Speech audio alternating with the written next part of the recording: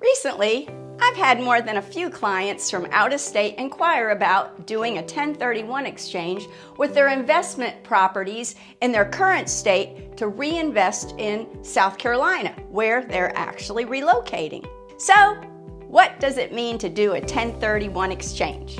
Hi, I'm Sue LeFavi with Ballinger Realty, and I'm going to review what a 1031 is all about. And if you have any questions along the way, just call, text, or email me. In a nutshell, a 1031 exchange enables an investor to sell a property for the purposes of investing the proceeds in a new property while allowing for a deferral of all capital gains taxes coming from that sale. Now, you will eventually have to pay taxes, but the goal is that you don't pay them until later. You defer those gains, usually until you have, for instance, a lower income bracket as you are likely to have in retirement and so on. Now, in order to do this, there are certain requirements you must meet to stay within good graces of the IRS. Here are 3 rules that you need to keep in mind. Okay, number 1, you must use a qualified intermediary, also called an exchange facilitator. And basically, they hold the funds in escrow until the exchange is complete. You do not touch the funds. This could definitely disqualify you, the deal, and make you pay capital gains taxes immediately. Now, a qualified exchange facilitator is a person who is typically like a financial advisor, a CPA, or a real estate attorney. But beware, all intermediaries are not the same. They are not regulated, so you should use care in selecting one with a good reputation and has lots of experience in the industry. And a side note, you can't use a relative or those who within the past 2 years have acted as a service provider to you. Number 2, it must be like-type properties. While this might seem self-explanatory, the term is often misunderstood. Like-kind refers to how the property is being used. In other words, both the old and the new property must be held for investment or utilized in a commercial business. So, personal residence won't qualify.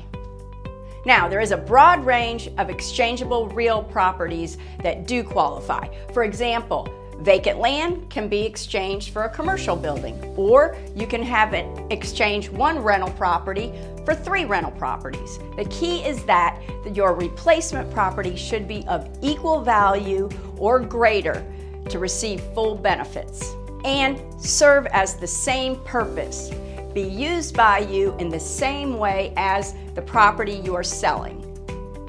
And number 3, you must meet 2 deadlines, no exceptions.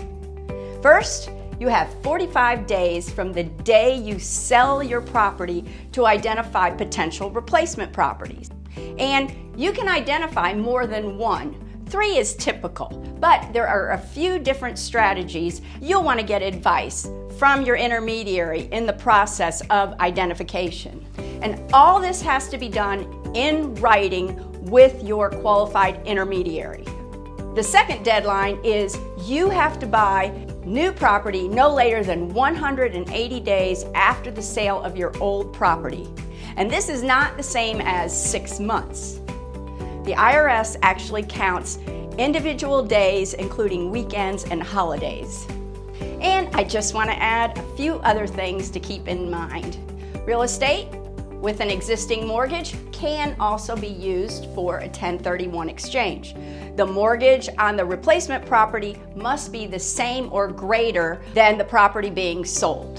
And lastly, you know the saying, nothing is certain except death and taxes. Well, not always true.